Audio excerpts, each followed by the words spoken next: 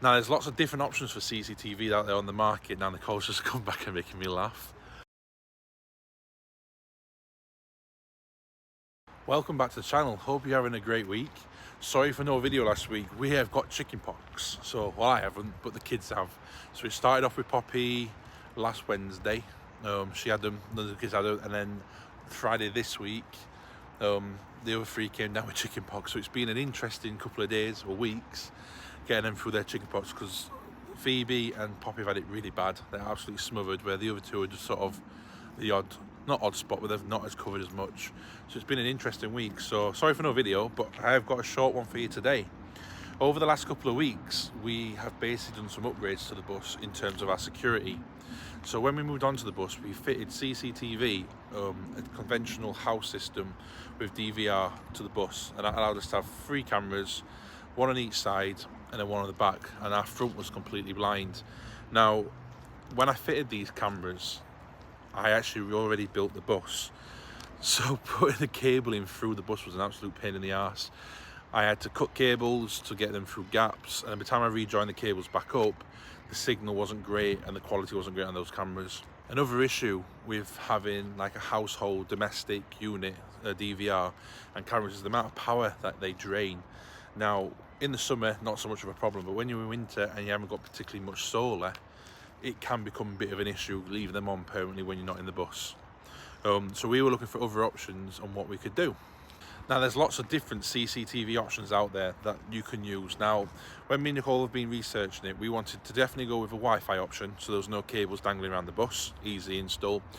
It can be used on our existing internet connection that we've got in the bus, which is pretty solid. And we wanted to have a degree of security in terms of more angle points that we could have views from. So we ended up going with a blink system. Now, not the cheapest, and the quality is not the greatest, but it gave us the most flexibility for what we needed. So we've gone with 4 blink cameras and a doorbell. Now, the doorbell I think is a great idea, because if we're in a park up and we need to move, someone can contact us that way, rather than be social media, push the doorbell and they can get hold of us. Now, it's got its downfalls. We might get some idiots pushing it, but we haven't in the last month, which is great. But we had a situation a few months ago at a park up where we parked up, gone to work, and then there'd been a burst water main on the road, and the bus was actually parked in the way of where they needed to be. And it wasn't until we got back about 4:30 that we knew we were in the way. So that hopefully will stop that issue. So we've gone with 4 cameras now. We've got 2 cameras down each side, which I'm going to show you now, and one at the front. So our front one is just up there above the aux beam bar. Now it's green. We've got a blue light on it because I'm filming and the arms still. So this is going to be on the camera footage. And then we've got one on each side. So if we walk down the side of the bus here, and then we've got ones on the back end side. So we've got one here. We've got one at the back up there, and then we've got one round the other side as well. So with the blink cameras, you can use the blink app to basically view the cameras in live view, or pick up the recorded clips that have been recorded if the cameras have been armed. So we do have the doorbell. So if someone pushes the doorbell on your phone, you will get a notification for when someone pushes it. So I just had the notification come from Blink to show we had someone at the doorbell. So if I click to the doorbell now, it should show me someone at the doorbell. So there's Nicole. To like and subscribe. Yeah, don't forget to like and subscribe. So the app is really useful for that sort of thing, which is great. The other thing that we have got is that we've got an Alexa with a screen. So if there is something going outside, it notifies us if there's someone at the doorbell, which you've probably heard when Nicole pushed the doorbell earlier.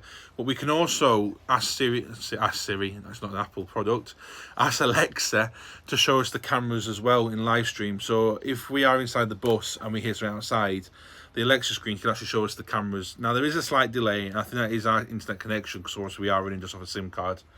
But we're looking at new internet options in the coming weeks, so we'll be interested to see what we get from that. But yeah, in terms of everything else, it's been great. We can't complain for the price.